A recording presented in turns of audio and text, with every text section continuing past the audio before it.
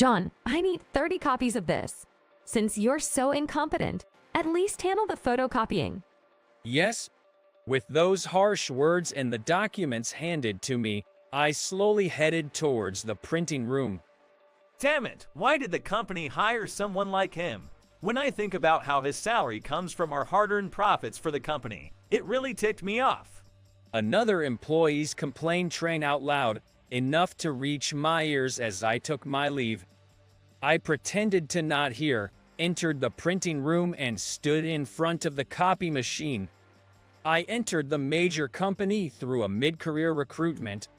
Most of the employees were fresh graduates from top-notch universities, so they probably expected that anyone from a mid-career recruitment would be exceptional. John, what university did you graduate from? When I answered that I only finished high school, the atmosphere instantly stiffened. I could feel the temperature of their gazes dropping. I could feel their contempt mixed with the question of why HS graduate was a mid-career recruit at such a major corporation. But their treatment of me wasn't just because of my educational background. On the first day, when I was supposed to launch a system that was hastily explained to me, how was I supposed to launch it again? When I asked the employee sitting next to me, they gave me a clearly annoyed look. I explained it before. There's a manual. Read it and learn on your own. A manual was tossed at me, and I apologized, saying I'm sorry, and accepted it. When I was asked by a colleague to create a record for a meeting, John, have you finished the documents I asked for? I'm sorry. I was told it was okay to submit them by tomorrow, so I had been prioritizing other work because I thought there was still time. TCH, this is why HS grads are. The colleague who clicked his tongue never assigned me any work again. After repeating such things, I was called an incompetent employee. Yes, I understood it was my fault too. I worked quietly, trying not to bother the other employees. Therefore, while I'm occasionally asked to do trivial tasks or photocopying that anyone can do, I'm never given any important work, my existence in the company being akin to thin air. April came, but nothing changed for me. No transfer, and of course, no promotion. I remained an incompetent employee. But a female employee transferred from the headquarters to our department and is going to become my direct superior. My name is Anderson. Starting today, I'll be taking the position of head of accounting at this branch office. I'm aware there may be some differences in practices between our headquarters and this branch, but I'm eager to quickly acclimate to the environment and the work here. I'm counting on your support. Ms. Anderson, with her black hair neatly tied back, an impeccably straight posture, and wearing a slim-fit suit, emanated the aura of a capable career woman. I had a bad feeling about this. Ms. Anderson immediately expressed her intention to understand each employee's role and responsibilities. So, a conference room was booked for us to have a one-on-one meeting. My suspicions were confirmed. I knocked on the door of the conference room and entered when invited. I sat opposite Ms. Anderson. John, how long have you been with the company? Well, I'm in my second year. Oh, you're quite young. When I explained that I was a mid-career recruit, she seemed to understand. So, John, what are your main duties in your department?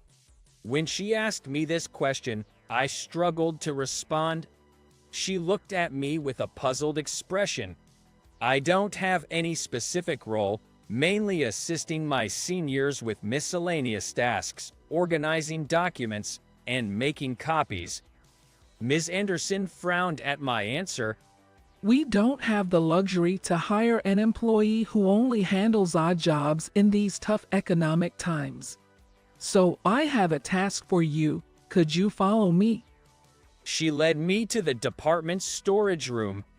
We have a problem because the headquarters can't access some of the old data from this branch. The files here predate the shared system. Did you input the tax-related information? Income tax, corporate tax, local taxes, sales tax, etc. into the system? I understand. And it would be helpful if you could also input the balance sheets and profit and loss statements. After giving me the instructions, she quickly returned to the conference room.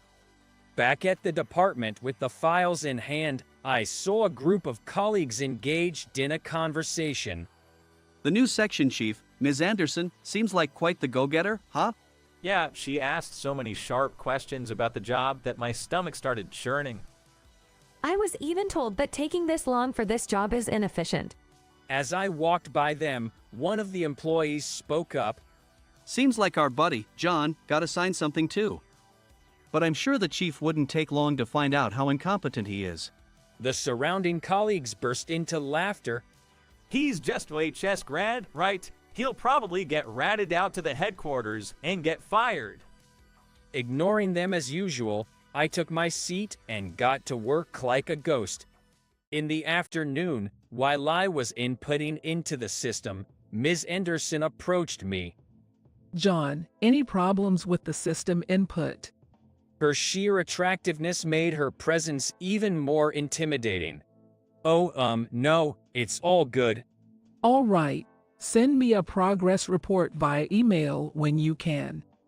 She said that and then moved on to another employee. The only times I've talked to the previous chief were when I first joined and at some office party. While reminiscing about those times and watching her leave, I got back to my work. We will start our end-of-day meeting from today. As the end of work approached, Ms. Anderson announced this to all the employees. An end-of-day meeting is where everyone gathers at the end of work to report on their progress and share any information or updates. Everyone reports on their work for the day, and if there's any urgent work that may not meet the deadline, available employees are asked to help out to improve efficiency. All right, I'll start the report. Ms. Anderson, who had suggested the idea, was the first one to go. Everyone, while confused by the novelty, reported on their work progress in turn. Lastly, John, please.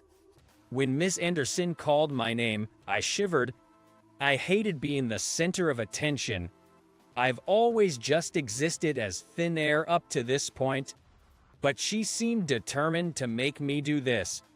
Today, I extracted non-digitized data from files and entered it into the system, following a discussion with Section Chief Anderson. How far did you get after that? Ms. Anderson's brisk voice echoed through the room.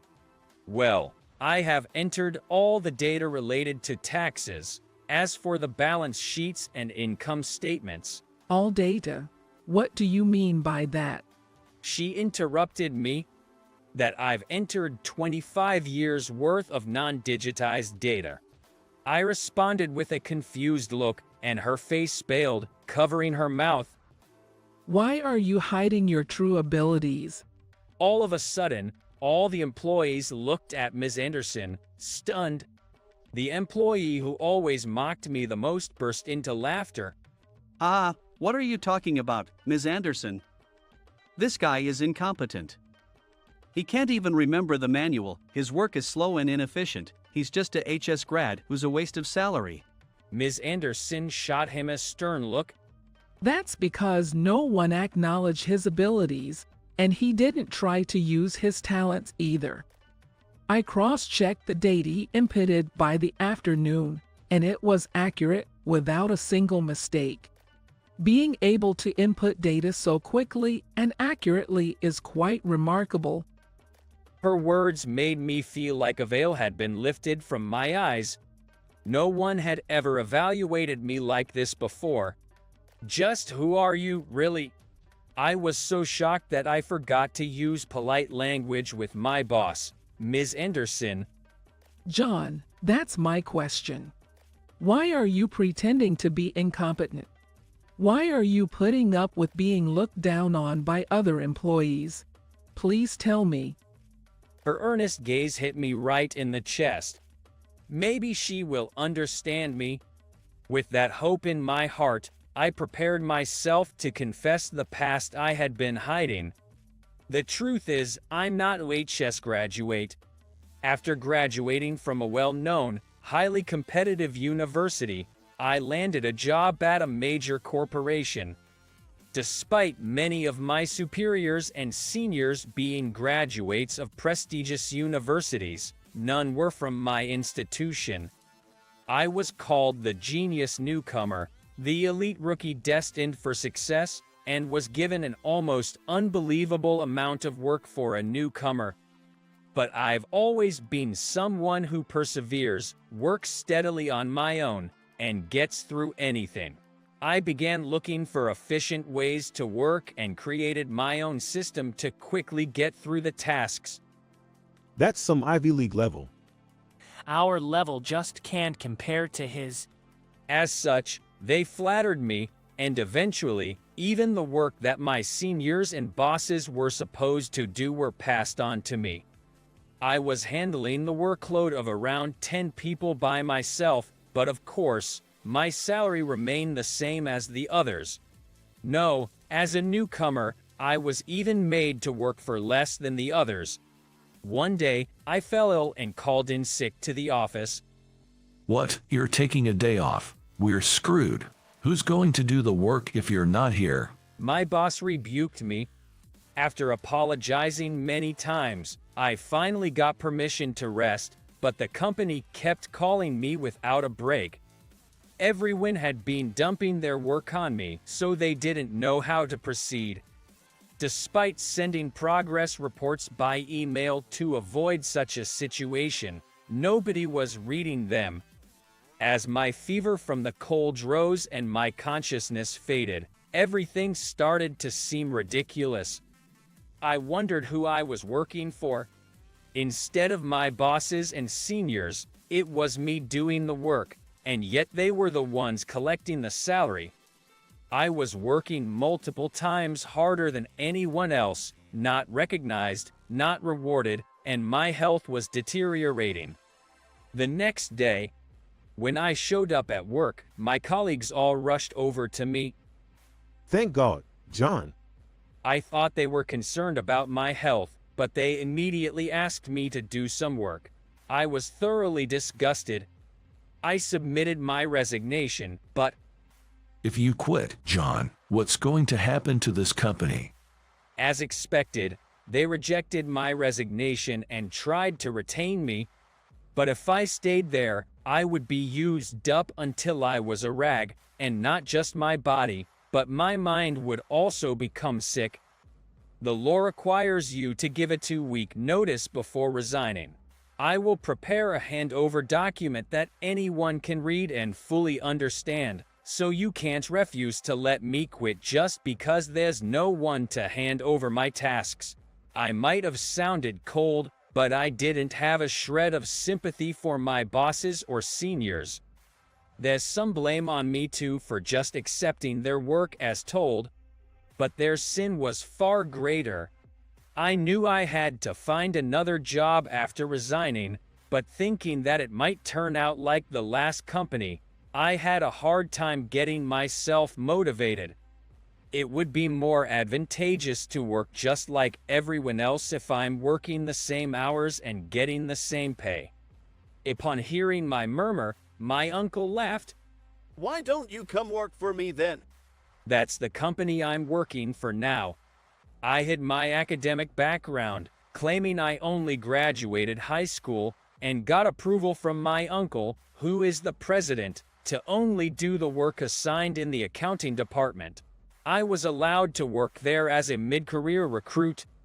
Only the president, the executive director, and the head of the human resources department know about this. I learned a lesson at my previous company.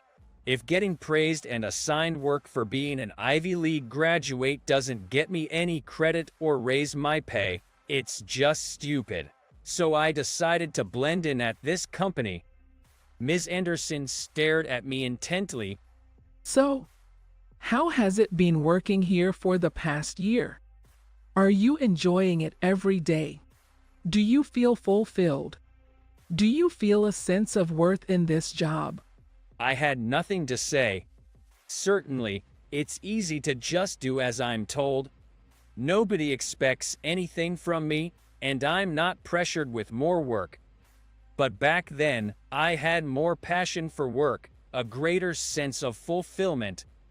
All right, that's enough. A familiar voice said. When I looked up, there was the CEO, standing there. Anderson here is a highly respected member of our team, serving as the Director of Human Resources at our headquarters. He continued. I had taken on excessive workload at my previous company due to my competence, which often led to my superiors and seniors dumping their work on me. When my uncle, the CEO, heard about this, he was eager to help me out, but was also uncertain if it was the right thing to do. However, he decided to let me work the way I wanted for the first year, choosing not to intervene but instead keep an eye on me.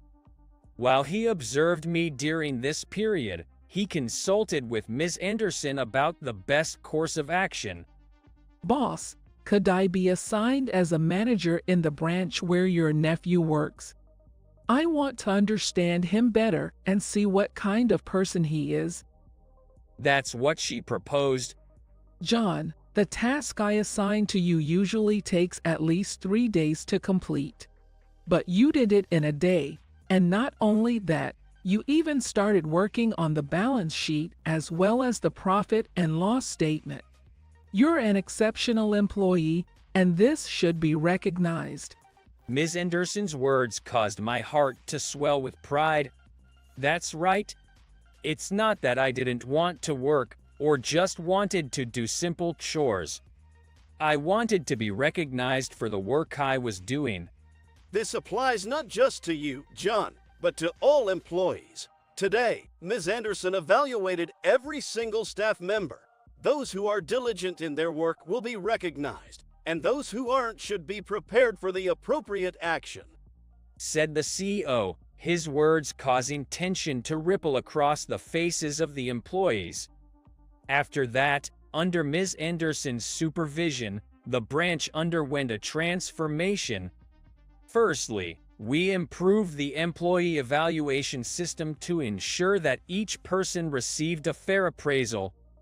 Next, we promoted lesser-known incentive programs for professional certifications and award systems to increase employee motivation. The most crucial aspect was the interpersonal relationships. We fostered better communication within the office to create a more open work environment. As a result, the employees who were giving me a hard time ended up being transferred to a remote location as they were also found to be harassing other junior staff members. There were also others who received a downgrade for their performance ratings. A new supervisor was assigned to the accounting department.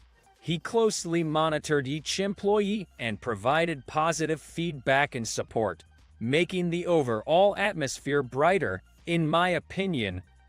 Currently, I'm working as an employee in the accounting department, responsibly handling my assigned duties and receiving fair evaluations for my work. Work isn't just about earning money or sustaining a livelihood. You find the purpose of your work, feel satisfied, and your work life becomes fulfilling when your colleagues and superiors recognize your efforts. I'll never forget my gratitude to my uncle, the CEO, and Ms. Anderson who taught me this valuable lesson, and I'm determined to continue